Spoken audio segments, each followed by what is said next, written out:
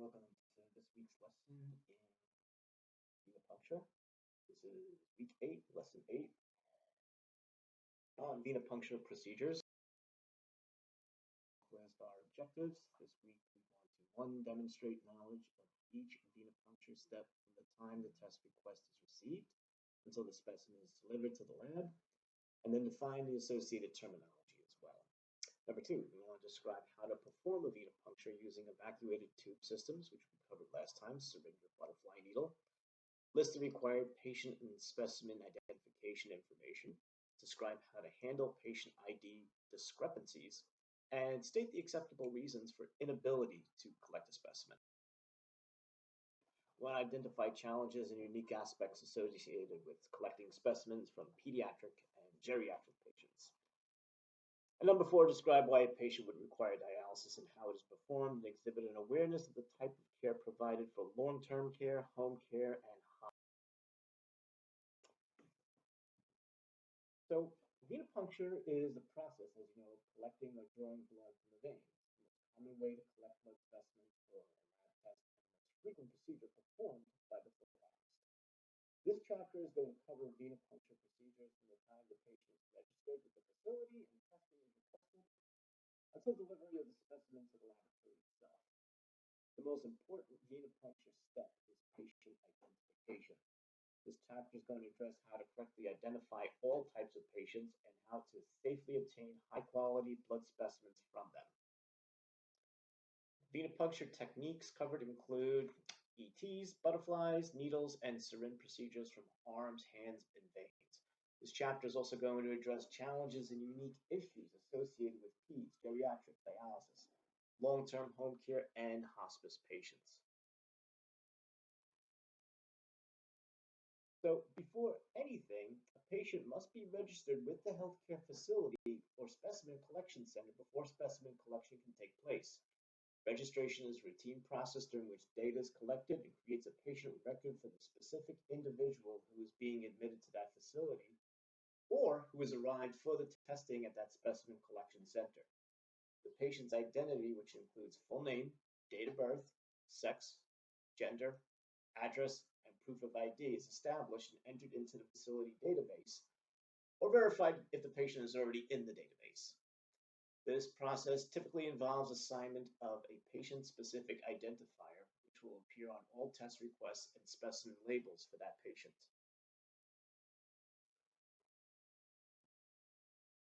A physician or other qualified provider, such as an NP or physician assistant, requests laboratory testing.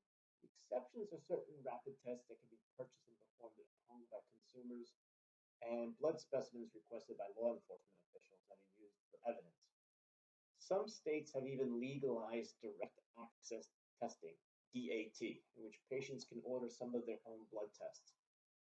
DAT is not very widespread. The number of tests that can be requested is limited.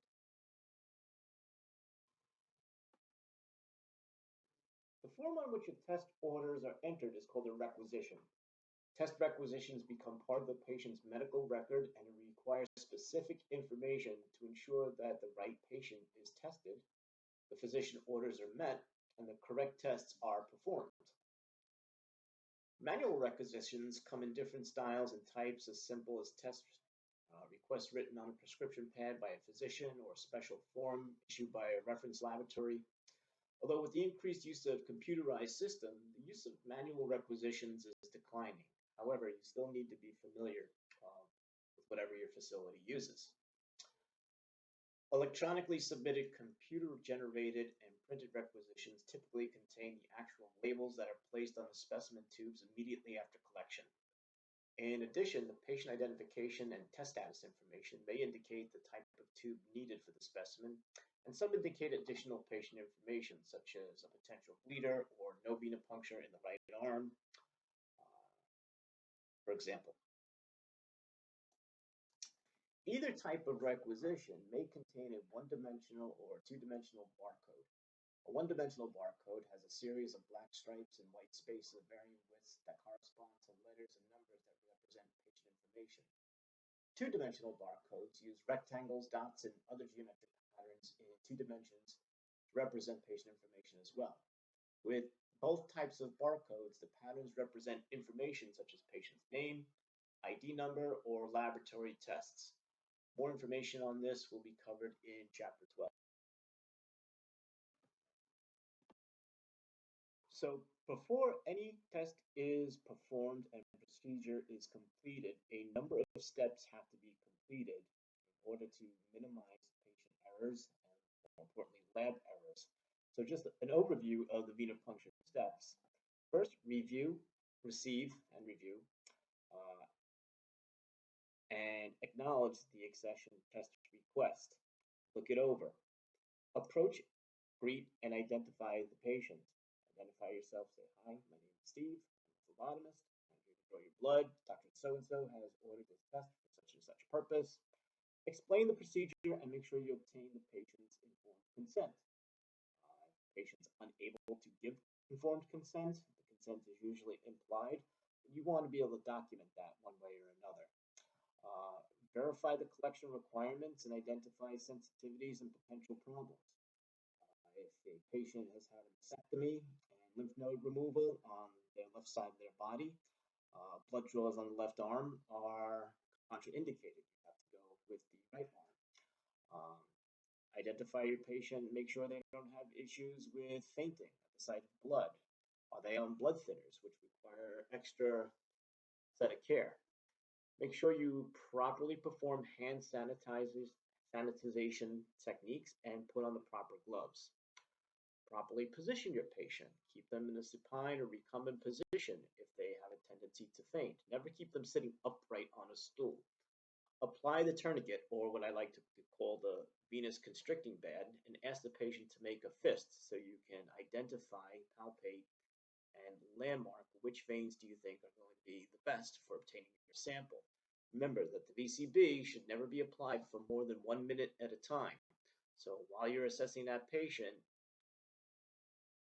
time how long you have that VCB on, and if it goes over a minute, take it off, look on the other arm, or give the arm a chance to rest before reassessing.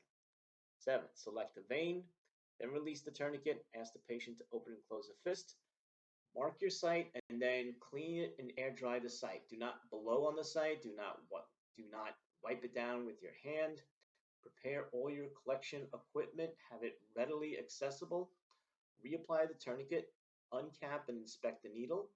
Ask the patient to remake the fist, anchor the vein, and insert the needle. You will have practice doing this during your lab session of the. Once the needle is inserted, establish blood flow. You want to look for what's called release or flashback. Release the tourniquet and ask the patient to open the fist. Fill, remove, and mix the tubes in the proper order of the drawer or fill the syringe. Withdraw the needle while placing a sterile gauze pad over the site of insertion. Activate the needle safety feature and apply pressure. Discard the blood collection unit, all within the proper confines of the facility protocol.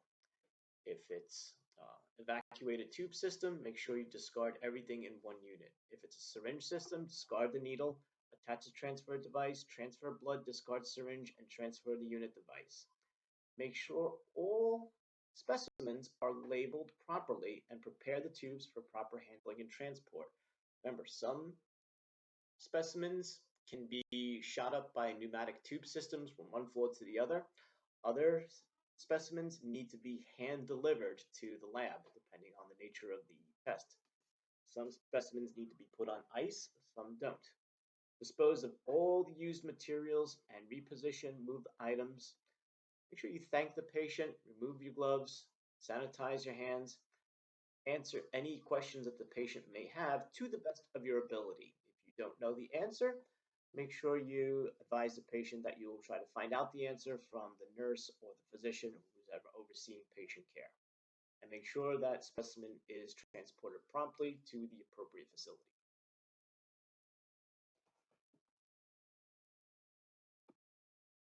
Steps a little bit more in detail. As far as reviewing the requisition, a thorough review of the test requisition must be made to avoid duplication of orders and Any special equipment that may be required is identified and available. In reviewing a requisition, the phlebotomist must do the following things: must check and see that all required info is present and complete, must make certain that the request matches the labels, resolves any problems or discrepancy by contacting the provider or the supervising nurse or whoever is in charge of that patient care, verify the tests to be collected at the time and date of collection, identify any dietary restrictions or other special circumstances, should they be fasting, determine the test status and collection priority, and accession the test request.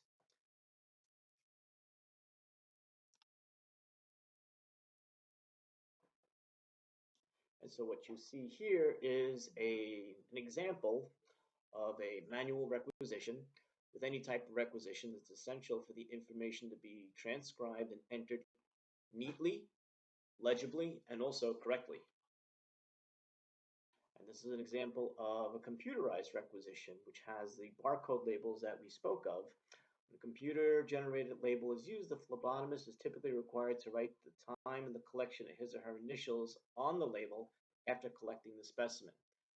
Very, very important that the information, the name, the date of birth, and all the other identifying information on the requisition labels match your patient identification device, whether it be their bracelet or some other type of identifying device.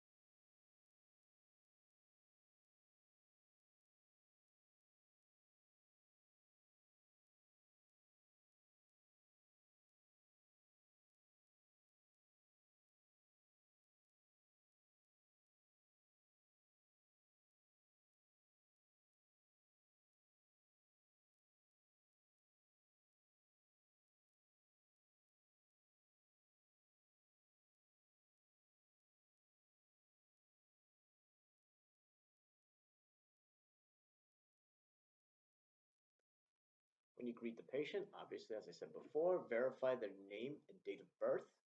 Check the ID band.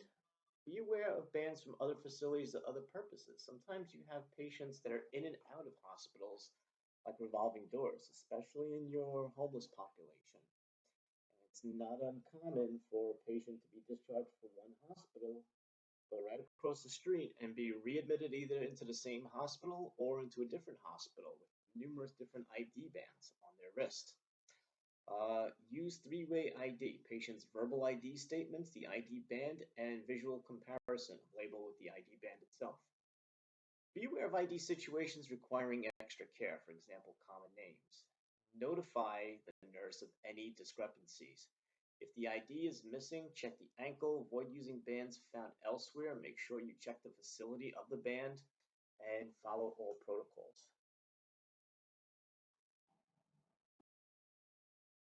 Remember, when a patient is getting blood drawn, for whatever reason, they're probably not having the best day of their life. So it's kind of incumbent upon you to be on your A game. Try to greet the patient in a maybe not so much cheerful, but at least friendly and professional manner. Identify your name, yourself, your title, why you're there. If the patient is sleeping, wake sleeping patients gently to obtain their identification and their consent. Uh, Ask a relative or nurse to identify unconscious patients. Be aware they may hear or feel pain even if they appear unresponsive. Always follow your CLSI standards and guidelines for unidentified ER patients. In other words, your John or your Jane Does. Identification of young, mentally incompetent, or non-English speaking patients can be aided by friends, relatives, healthcare workers, um, language interpretation lines as well. Small children, neonates, may have ID bands on their lower legs. Make sure you check that as well. And for any outpatient procedure, always make sure that the patient comes in with some type of ID, driver's license or any other acceptable form. So again, it's just a matter of professionalism to explain the procedure, what's involved, what the test is for, address patients' questions to the best of your ability, handle patient objections with discretion. If the patient says they don't want to use their left arm, then don't use their left arm. If the patient insists that there's this one vein that's only good for them, try to work with them. You know, obviously, don't confront difficult patients, but try to use a little tact to understand what's going on or what the problem is with them. It may be very difficult handling cognitively impaired or intoxicated or combative patients. Don't ever put yourself in a situation where you are in a potential danger. And of course, address needle phobia. If a patient tells you they're scared of needles, make sure you have them in a situation where they're not likely to roll off the table or fall down or pass out. Like it says here, regardless of the difficulties involved, you must always determine that the patient understand what is about to take place and obtain permission before proceeding. That's part of your informed consent. Never tell a patient a procedure is not going to hurt if you know that it is. Tell them that you will do their best, that you'll make it as quick as possible. Have them take a few deep breaths and address their issues. It's very important that you verify any collection requirements, such as diet restrictions, for example, and make sure they've been met before specimen collection. It's also important to determine if the patient has sensitivities to normally used supplies or has problems with previous blood draws like fainting, so that these issues can be addressed. The patient must be told to stop activities such as eating or clicking the remote control that could cause a problem during specimen collections. As you can see here, obviously sanitize your hands properly and put on gloves. Now, if you try to put on gloves right after putting on hand sanitizer, you're going to find it very difficult to put on the gloves because your hands are going to adhere to the gloves. So properly sanitize your hands, wait a moment or two, then put on the proper size gloves. Position the patient appropriately, apply the tourniquet, ask the patient to make a fist to help stimulate blood flow. Make sure the hand is well supported. Avoid bending the elbow at the AC joint for venipuncture. Seated patients are typically outpatient. Recumbent patients are typically inpatient. Apply the tourniquet. Ask the patient to make a fist. Remember the tourniquet or the venous constricting band. Apply it snugly, about 3 to 4 inches or proximal in medical terminology above the intended site. You may want to remember that term, 3 to 4 inches. That's a very typical board question. Never apply over an open sore. Apply over a dry washcloth. Apply it over a dry washcloth or gauze if the patient has sensitive skin. And make sure that the VCB or the tourniquet is flat and not rolled up, which can be very painful to the patient. And again, ask the patient to make a. You can see this proper way that the VCB is tucked into itself. It's not actually tied into a knot. This allows for easy release once a specimen is drawn. A tourniquet has a greater tendency to roll or twist on the arms of obese patients. There are bariatric tourniquets available from manufacturers. However, if one's not available, you can use two together. Sometimes there's other techniques that we can go over during the lab portion of this class. The preferred site of most blood draws is usually the antecubital fossa of the arm, the inner crease of the anterior portion of the elbow. Your first choices are your median cubital and median veins. They are the least likely to cause damage to nerves and other blood vessels. Palpate the patient's dominant arm with the index finger. Usually the dominant arm, whether they're right-handed or left-handed, has a better blood supply. Roll the finger side to side while pressing against the vein to judge size. Avoid veins that feel hard or cord-like. Those are more likely to be either very, very diseased veins, which you may not get blood return from, or they may actually be tendons disguising themselves as veins. Release the tourniquet and have the patient open. As you can see here, select the vein, release the tourniquet, ask the patient to open and close the fist again. Clean the site with 70% isopropyl alcohol pad using a circular motion from middle outward, called the concentric circles. Do not just wipe the alcohol pad from side to side, because all you're doing is moving dirt from one side to the other. Clean the area about a 2 to 3 inch in diameter. Allow it to dry for about 30 seconds to a minute. If there's still wet alcohol on that site and then you pierce the skin, the alcohol is going to go into the skin and it's going to be very painful and stingy. Patients are not going to appreciate that. Do not fan or blow on the site, and of course, do not touch the site after cleansing it. These are all really kind of common sense techniques, but like my grandma always says, common sense isn't very common. After you clean, let the site air dry. Leave an alcohol pad pointing in the direction of the vein if needed for marking the site.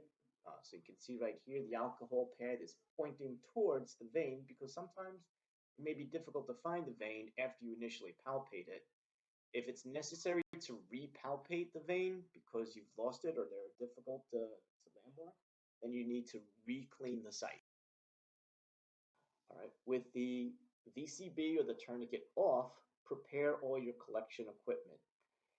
Your ETS equipment preparation, your blood collection set preparation, syringe, and make sure the patient is properly positioned. Next up, reapply the tourniquet, uncap and inspect the needle. According to CLSI, when a tourniquet has been in place for longer than 1 minute, it should be released and reapplied after 2 minutes to prevent hemolysis or breakdown of blood cells, and of course pain to the patient as well. So step 11, ask the patient to remake a fist, anchor the vein, and insert the needle. So anchoring, use a non-dominant hand to anchor to secure firmly. Pull on the vein to keep it from rolling around and stretching. Place your thumb at least 1 to 2 inches below or distal and slightly to the side of the site. That's another very common board question. Pull the skin towards the wrist. By pulling the skin down, you're helping to anchor and secure that vein to help keep it from rolling around. Inserting the needle is the scariest part for both people of this technique. The first time you do it on a live person, you're going to be very nervous. It's okay, we've all been there. Hold the collection device or butterfly needle in your dominant hand. With the bevel, remember needles are actually cut at the end on an angle, with the angle facing up with a bevel. Position the needle above the insertion site. You want to insert the needle at about a 30-degree angle or maybe a little bit less in a smooth, steady forward motion. Now, little rule of thumb is it's like skydiving. Once you make that decision to go, don't second guess yourself. Go for it. The more you hesitate, the more you think about it, the more likely you're going to get nervous, shake, and miss that vein. So establish blood flow. Release the tourniquet and ask the patient to open the fist. Advance the collection tube into the tube holder until the stopper is completely penetrated by the needle. Push the tube with the thumb while index and middle fingers straddle and grasp flanges of the tube holder. This will make more sense as you watch videos and you watch it in person in the lab. The blood will begin to flow into the tube. Release the tourniquet, have the patient release the fist. As you can see, you're filling and removing and mixing tubes in order of the draw.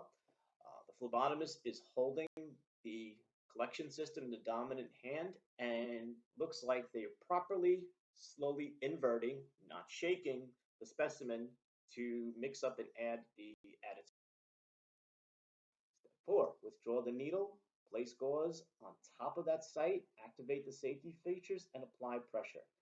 Make sure you discard that blood collection system appropriately. Discard the needle, attach a transfer device, transfer blood, discard the syringe. After After all is said and done, you want to make sure all your specimens are properly labeled and match the patient identification system, whether it be their bracelet or their ID or whatever paperwork they came in with. Identify the first and last names, the identification number, the date and time, your initials as the phlebotomist or the medical assistant drawing the specimen, pertinent additional information such as fasting, compare information on each labeled tube with the patient's wristband and the requisition. Then don't forget to check your patient. Check the patient's arm and apply a bandage. Make sure they're not bleeding excessively. We'll talk about bleeding control when we talk a little bit about first aid. Dispose of all the used materials. Do not leave any bloody bandages or discarded VCBs in the same place as the patient. Be tidy, be clean. Make sure you thank the patient. Make sure you tell them they did a good job. Remove your gloves and sanitize your hands after each and every encounter. And make sure you transport that specimen to the lab promptly and appropriately. So, routine evacuation tube system venipuncture procedure. Direct, efficient, relatively safe for patient and phlebotomist. All tubes are easily collected. Blood collection set procedure may be used for infant or small children. Drawing blood from small children can be particularly unnerving, not only to the child and the parent, but also to the phlebotomist themselves. Trust me, I've been there.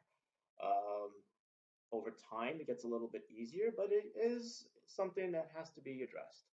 So for children less than 2 years, limit it to the most superficial veins as possible. What are the challenges that you have to risk? Okay, small undeveloped veins in small children. Smaller bodies mean risks of permanent damage. Smaller blood volume in the body is risk for anemia. The fact that most children don't know what's going on, they're scared, they're going to be combative, you're going to need some help either by the caregiver or maybe by some other staff member in your facility to hold the child in place. It's a challenge. It's a challenge that can only be overcome through professionalism and experience. We want to avoid something called an iatrogenic anemia. Iatrogenic is a term used when we, as the medical professionals, cause the problem itself. Losing blood cells because of too many blood draws can cause an anemia in small children because they don't have a lot of blood volume to begin with. So what are some tips in dealing with parents or guardians? Earn their trust by being warm, friendly, calm, confident, and caring. Coming off as professional and not overconfident, but appropriately confident can go a long way in earning that parent's and even the child's trust to some degree. Ask about the child's past experience with blood collection from the parents. Obviously, allow the parents to stay in the room if at all possible.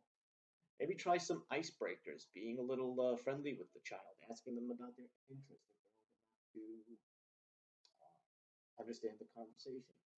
Sometimes little distractions, like letting them play with, I wouldn't let them play with any sharps or needles or anything, but maybe playing with a blown up glove, blown up like a balloon, or letting them take a look at your stethoscope, or ask mom and dad if there's a favorite toy they have that can distract them.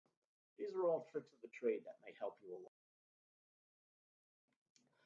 Sometimes pediatric venipuncture is just beyond what we can do at our level and involves a child life specialist. Um, Many emergency rooms, pediatric emergency rooms, have specialists who can help calm and distract the child and get them in a situation where they can at least tolerate the blood draw. There's interventions as well, such as topical anesthetics, such as EMLA, which can be applied. Um, these are good, but sometimes they're not very practical because it takes about a good hour for that to kick in. As I had mentioned before, never tell a child that it won't hurt. Instead, say it may hurt just a little bit, but it'll be over very quickly. Never tell a child not to cry. It's better off to tell them it's okay if you cry. Nobody's going to feel bad about it. Nobody's going to blame you for it, but it's okay. And let them know they did a really good job after they've completed the procedure. Sometimes a child has to be restrained. Infants, it's a little easier because they can be wrapped up tightly in a blanket. Toddlers are a lot stronger than people give them credit for. Best bet, get the parents involved. Have the parent hold them on the lap if possible. Maybe you have to have the parent and a second provider restrain the child if they're really combative. 23 gauge butterfly needle attached to an evacuated tube or syringe is usually preferable. Um, Practice, practice, practice. The more practice you do in the lab, the easier it's going to be when you're out there in the real world. So as you can see here, so you have the mom, who appears to be the mom, holding the child in her lap, holding the arm. You have another sibling there for comfort. Once that child sees the needle, they're probably going to freak out anyway. It's just no way around it. So you're just going to have to learn some of the tricks of the trade as we're out there. When you're dealing with the other spectrum of age, geriatrics, there are some challenges that have to be overcome. As we age, the collagen in our skin tends to decrease, so skin tears are very common. Capillaries become more fragile, so even routine needle sticks can cause big hematomas and ecchymosis. Hearing and visual impairment may make it difficult for your elderly patient to understand what's going on. Mental impairment, especially from issues such as dementia, may make it difficult for them to cooperate with you.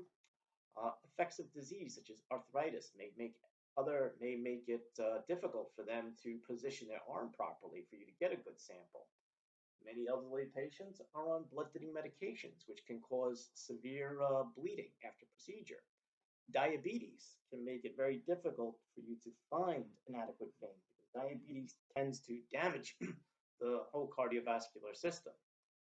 Parkinson's, stroke, making it difficult for them to hold still for the procedure itself. Pulmonary functions may be in a constant state of respiratory distress, making it difficult for them to hold still for you. More space is usually needed for wheelchairs and walkers. Um, just keep these in mind when you're dealing with your elderly patients. Patience, patience is mean calm, endurance. That type of patience is key when you're dealing with your elderly. As far as patient identification go, don't rely on nods of agreement. Have the patient verbally verify their information with you, or at least do so with a relative or attendant. Um, Use the proper equipment, whether it's a butterfly or short draw tube. Make sure that when you apply the tourniquet, that you're not applying it tight enough that it's cutting off arterial flow to the rest of that extremity. Try to avoid, now this could be tough, especially if it's a hospitalized patient who's had multiple blood draws. Try to avoid bruised areas from previous venipunctures. It's not always possible. That is going to be a challenge. Cleaning the site, you don't want to rub too vigorously because, as I said, as we get older, our skin gets looser, it gets more fragile, like tissue paper, and even common procedures like cleaning off a site can cause a superficial skin tear. And again, as we get older, our connective tissue tends to decrease, making veins much more rolly, much more difficult to secure, and it may take longer to hold pressure to stop bleeding. You have especially challenge when you're dealing with dialysis patients. Um, Dialysis patients tend to bleed easily because they're typically on blood thinners. You will see a very large engorged site called an AV fistula, which is a graft where a vein and an artery have been surgically attached and dilated to allow for cannulation for their dialysis procedures. Never, never, never use an AV fistula for venipuncture. Those are only used under the most dire of emergencies, in which case it's probably going to be the nurse or the physician that's going to be responsible for accessing these sites. And just remember that there may be times when you're visiting patients at home. Home care phlebotomists must have exceptional phlebotomy, interpersonal, and organizational skills because you don't necessarily have the backup of the organization right behind you. You need to function independently. You need to have really good organizational skills. You have to have good people skills to go in and work in uncomfortable surroundings and people's homes. And you have to be able to carry all your equipment with them. If you're assessing a hospice patient, remember hospice is synonymous with end of life care. So these are the patients that really, really need an extra kind hand. They're facing the last days of their lives. Why you would be uh, doing blood work on hospice and palliative care patients may be few and far between, but just in case you do, just keep that in mind. So let's go over and review some of the competencies that are hopefully being met in this chapter that you're reviewing. So, one, explain the importance of timed fasting and stat specimens as related to specimen integrity and patient care. Follow standard operating procedures to collect specimens. That'll be covered more in lab and in videos. Describe and demonstrate the steps in the preparation of a venipuncture site. Go back to your lesson folder to review the instructional video as far as that goes. Recognize proper needle insertion withdrawal technique, including direction of angle, depth, aspiration for venipuncture. Describe the signs and symptoms of physical problems that may occur during blood collection. List the steps necessary to perform a venipuncture and capillary dermal puncture in order. Demonstrate a successful venipuncture following standard operating procedures. At some point in time, you're going to be doing rotations in the phlebotomy lab, and you'll need to demonstrate, I believe, 30 successful blood draws in order to go on and take your NH8 exam. Demonstrate an understanding of requisitioning, specimen transport, and specimen processing. Describe the process by which a request for a laboratory test is generated. Always maintain confidentiality of privileged information on individuals according to federal regulations, example HIPAA. Interact appropriately and professionally with patients, providers, and if there's any questions, please bring them to class or post them in your question form. Have a great week.